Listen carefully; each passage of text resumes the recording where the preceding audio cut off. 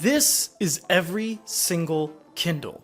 All of them. Not in the entire world, of course, because we don't have the Kindle 1, the 2, the keyboard, the DX, the graphite, and everything else in between.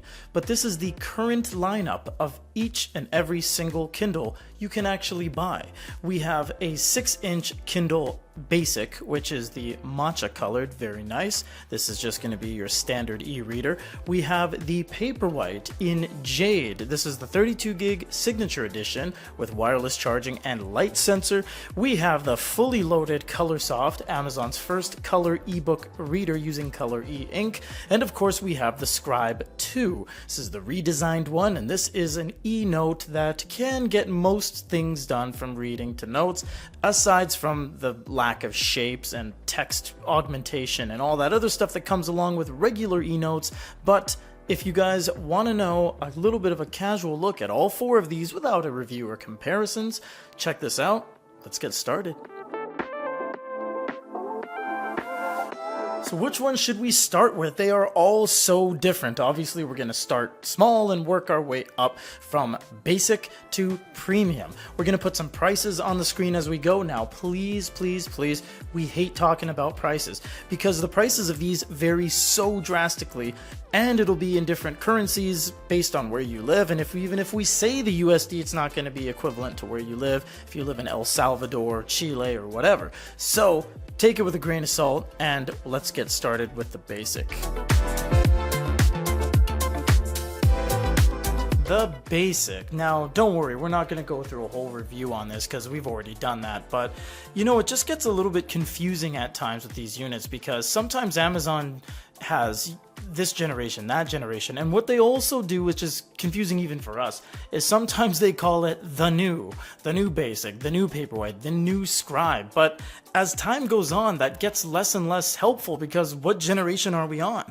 Now, you can always tell from the back they have model numbers on the back, so that will always be searchable. If you get that model number, you can search it on Amazon or even Google and find out what you want. Now, this one is going to be the best looking Kindle out of the bunch because it does have a sunken screen, which means it is not a flush screen and bezel with a glass layer. This one is truly a exposed screen, which gives you some of the best visible properties, which I much appreciate because the other ones are kind of glary. This one has less glare. If we catch some of the studio lights, you'll see here that even though we're in the light, right there, you can still read what's on the screen, which is really helpful.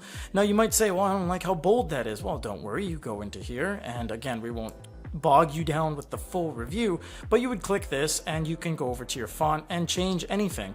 You can embolden, you can make it really big, you can change the font size, all sorts of stuff. From there, you can long press, you can swipe a whole bunch and make a big highlight, or you can just swipe something individually and you can get a whole bunch of information that comes after the fact, like highlight, note, share, translation, look up in dictionary, all that fun stuff. Really, it is just a standard ebook reader. There is a glow light as well, so you can swipe the top down and you can adjust the glow light settings. You can change the entire device to dark mode with a glow light as well, which doesn't look that great, but it's easier on the eyes. This thing really does give you a really good bang for your buck because it is in the lower end of prices. Now, again, that's going to matter what version you buy. If you buy the one with Kindle Unlimited, with ads, without, etc. And it gets even more confusing on the Paperwhite, which we'll touch on in just a second.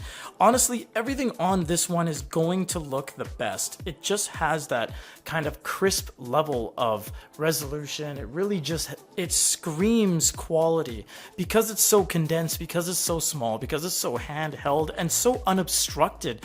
Everything comes off really, really well. And you do have that Kindle page turn engine from the manga model that came out in Japan only, so you can just burn through the book in a second if you can read that fast. Now, when it comes to features, there's nothing else this thing can do because it is so basic, but that changes on the next unit. And that next unit is the Paperwhite. Now, this is the jade colored Paperwhite. They come in black, but this generation is the only gen that'll come in jade. So if you see the jade, you know you have the latest one. The overall appearance of the text is fine, but again, if we get that studio light, look at that. It is much stronger on the screen because this is using a glass layer The whole front is glass. So with that, you get the natural reflectivity of glass. There is a anti-glare layer on it, but it's still, that is what you're working with. Now you do have the ability to do the same things on this. You can long press, you can get all your fun stuff. It'll pop up in a second, highlight, note, share, etc. And you get the quick page turns that you can expect out of a Kindle. And it's all just really, really quick. In fact, this one, I believe, did we do that thing? We did not. Or did we? There's some new double tap thing that came out, but I don't think it's on this one. Anyways, you can change all the information at the top. If you go to the text augmentation, you get the same settings, all that stuff. But what did we mean by features? Well, there are a few things different on this unit from the previous unit. It is more expensive in every single form factor, whether you get the signature edition, whether you get the lower storage model, whether you get the ad model, etc. It's just going to be more expensive no matter what. However, you get access to the same bookstore, you get access to the same content, all that's going to be the same. Now you do have something different here, which is screen and brightness. You have reduced brightness at night, you also have brightness and warmth, you have warmth schedule, and you have auto brightness. Because this has warm light, you can now add a little bit of, get over there, a little bit of candle light to it. You see how it's all nice and orange now. Or you can make it very blue, or a mix of the two. You couldn't do that on the previous model. Furthermore, it works off of the light sensor, which is at the top of the unit, only found on the signature edition. Furthermore, if I reach over here on our e-reader wall, we have the wireless charger. Yes, this is a wireless charger. It's not plugged in, but what you would do is go like that and it starts charging wirelessly, because this has wireless QI, which is Qi, whatever you want to pronounce it. It has wireless integrated into it. So whether you have a smartphone or you have this, it's going to work on those wireless pads you see on Amazon and AliExpress. Outside of that, this thing is a 7-inch. It's heavier, it's bigger, it's larger, it's bigger and better and badder and just on every single metric, it's larger and more.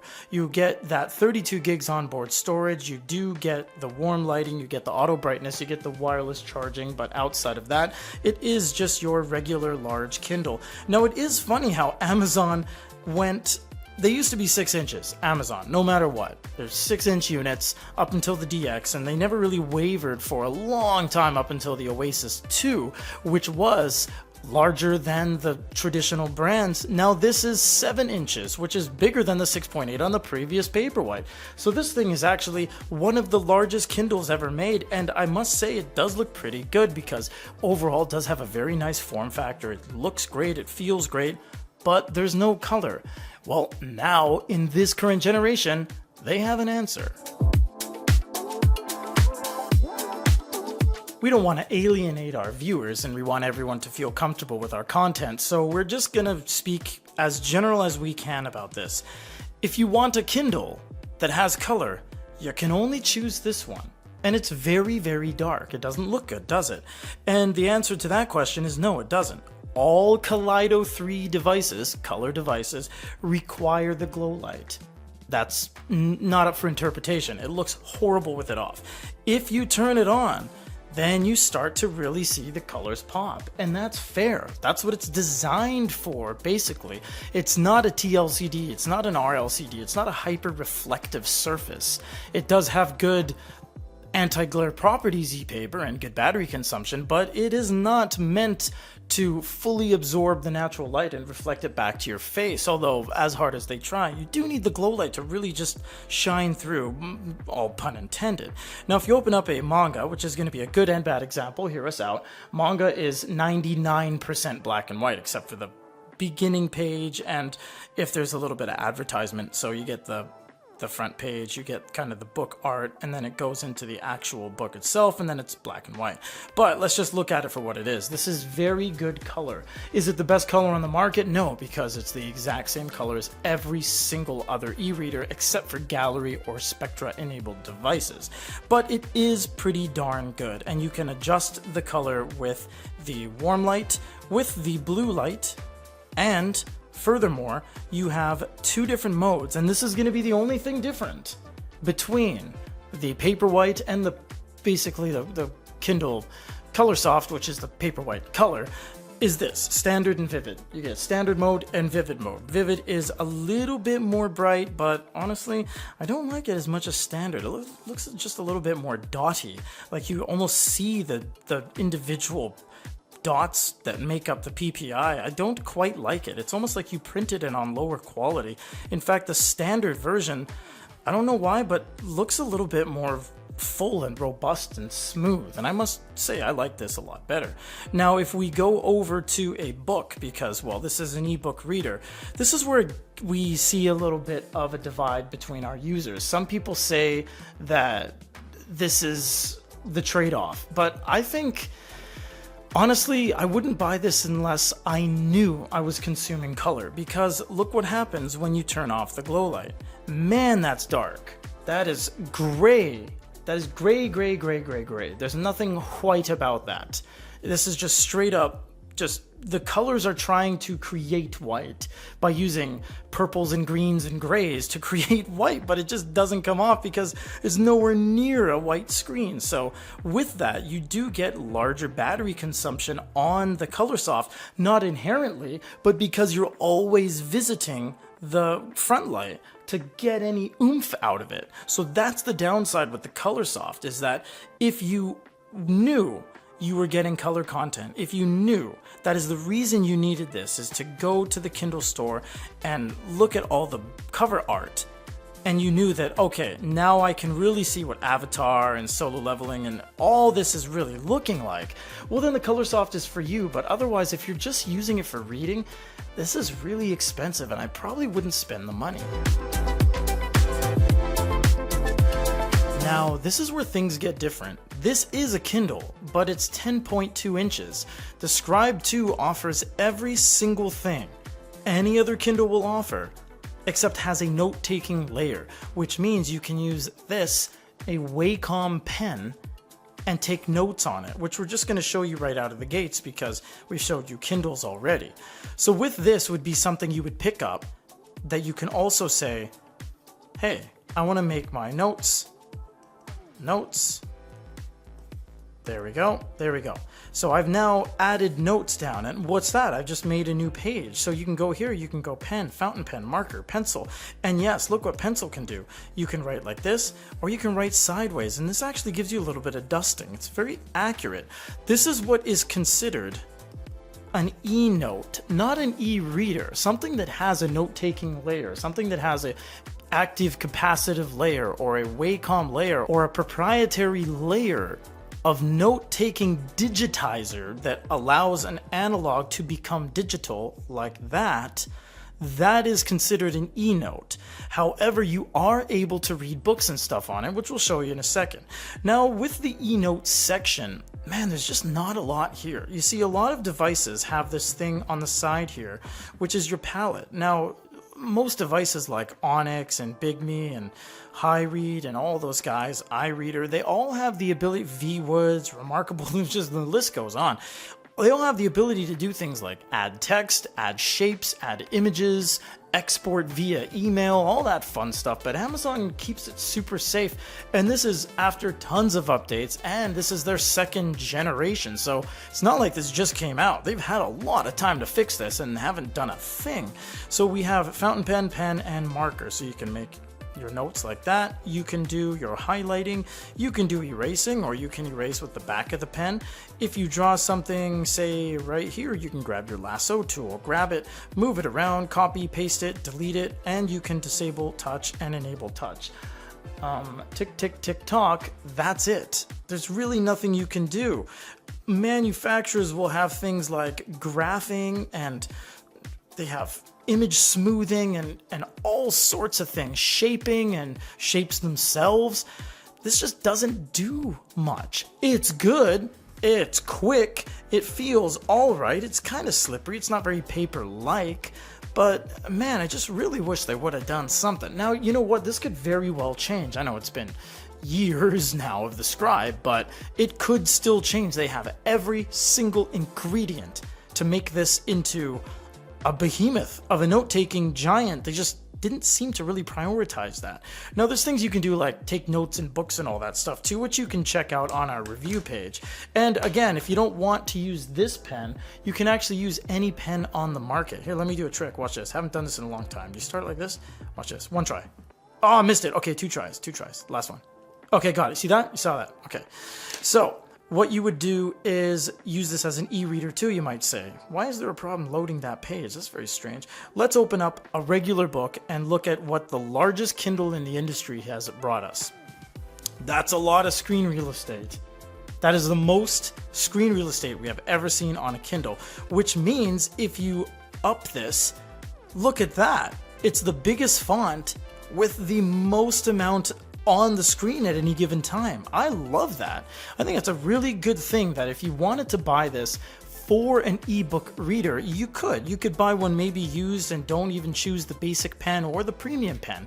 Just get this as a large e-reader. Now, please note, without any sales or discounts, this can get very, very expensive. And the amount of different models they have and setups is crazy with the ads and the different storage sizes and the different colors and the different pen configurations. My goodness.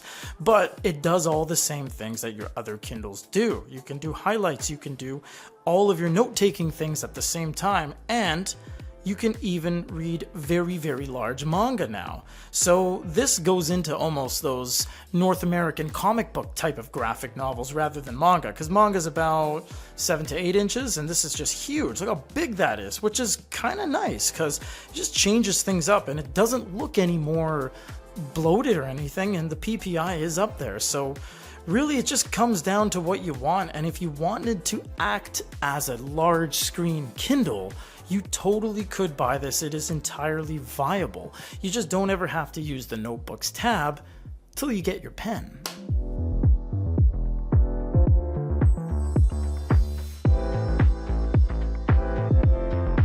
So in the end, what did we learn? Well, what we learned was that except for the Colorsoft and the Paperwhite, which are identical clones of each other, except one has literally some saran wrap color array filter film wrapped on top of the EPD, the electronic paper display. Aside from those two being identical, these are all so drastically different in price, in capability, in form factor, in design, in the overall tangibility of the way it feels in your hand. These things are a complete spread across the entire line of ebook readers. Now, Amazon has never made micro e-readers, so we won't count things like 4.7-inch widebends. Why don't they have one of those? And Amazon has never made monitors 13.3, 25.3, so it's no surprise 10.2 is the highest they go. So for what it is, this is Amazon's smallest e-reader they've ever made, the 6, and the biggest e-reader they've ever made, the 10.2, because up until now the biggest was 9.7 in the DX. So this is it. This is every single Kindle you can buy.